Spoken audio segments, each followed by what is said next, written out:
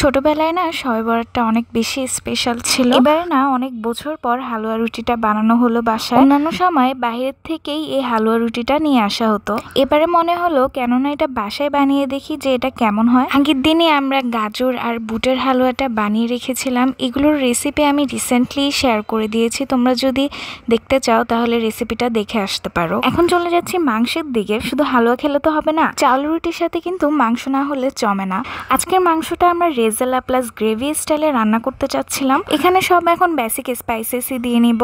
সব রকমের মশলার মধ্যে এখানে জিরা, ধনিয়া, হলুদের গুঁড়া, মরিচের গুঁড়া দিয়ে নিয়ে তারপর পেঁয়াজ কুচি আর কাঁচামরিচ দিয়ে নিয়েছি। সাথে আরও পরিমাণ মতো আদা রসুন বাটাও দিয়ে নিলাম।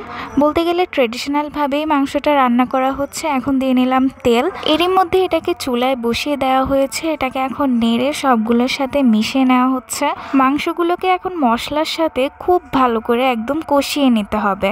একটু পর পর আমরা এগুলোকে আবার নেড়ে চেড়ে দিচ্ছিলাম যেন মশলাগুলো নিচ থেকে আবার পুড়ে না যায়। মাংসগুলো থেকে নিচ থেকে পানি বের হয়ে যাচ্ছিল আর সাইড থেকে তেলও ভেসে উঠছিল। ঠিক এই সময়টাতেই সিদ্ধ হওয়ার জন্য দিয়ে নিব পানির বদলে দুধ। মাংসটাতে আমি একটু গ্রেভি প্লাস রেজালা ভাইব চাচ্ছিলাম, সেজন্য দুধটাই দিয়ে নিয়েছি এখানে। এদিকে মাংসটা সিদ্ধ হওয়ার পাশাপাশি এখানে আমরা চাউলের রুটিটা বানিয়ে নিব। চাউলের রুটিটা বানানোর জন্য পানিটা একটু গরম হওয়ার পরে এখানে লবণ আর চাউলের গুঁড়াটা দিয়ে নেওয়া হলো। এটাকে একটু ঢাকনা দিয়ে তারপর উঠিয়ে নিয়ে এখন এটাকে নেড়ে নেওয়া হবে। যে কোনো ওকেশনাল লাইক ঈদ বা শবে বরাতে আমরা এই চাউলের রুটিটা বাসায় বানিয়ে থাকি। ব্যাস, এখন আমাদের আর কোনো কাজ নেই। আম্মুর হাতের সুন্দর ম্যাজিক দিয়ে সুন্দর করে গোল গোল করে এই রুটিগুলো এখন বানিয়ে নিচ্ছে। মাশাআল্লাহ, রুটিটা কত সুন্দর করে দেখুন ফুলে উঠছে। এরই মধ্যে মাংসগুলো এখন সিদ্ধ হয়ে এসেছে। এখন দিয়ে নিব গরম মশলার গুঁড়ো। একদিকে চাউলের রুটিটা বানানো হচ্ছিল, অন্যদিকে মাংসটা রান্না হচ্ছিল। You know is a beautiful some moment. গরম মশলা আর কাঁচামরিচটা দিয়ে নেওয়ার পর এটাকে আবারও কিছুক্ষণ ধরে কষিয়ে রান্না করে নেওয়া হবে মাংসগুলোকে। এখানে মাংসের ঝোলটাকে আমরা শুকাইনি, কারণ মাংসটাকে আমরা রুটির সাথে যেহেতু খাবো সেহেতু ঝোলটা একটু রেখেছিলাম। ঝোলটা মানে একটু গ্রেভি স্টাইল ছিল, মানে বেশি ঘনও না বেশি পাতলাও না। এর মধ্যে আমাদের ফুলকো রুটিগুলো একদম প্রিপেয়ার হয়ে গিয়েছে।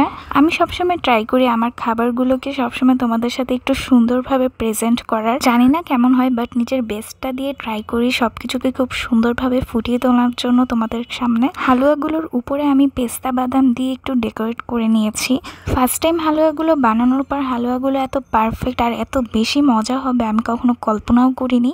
সবাই বলছিল সবগুলো আইটেম অনেক বেশি মজা হয়েছিল। ট্রাস্ট মি, এটা এত বেশি মজা হবে এটা আমি কখনোই এক্সপেক্ট করিনি প্রথমবার হিসাবে। সো এই হচ্ছে আমাদের শবে বরাত স্পেশাল ডিনার।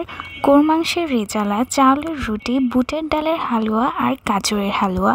এই ছিল আমার শবে বরাত স্পেশাল ব্লগ। সবাই সুস্থ থাকবেন, ভালো থাকবেন। আল্লাহ হাফেজ।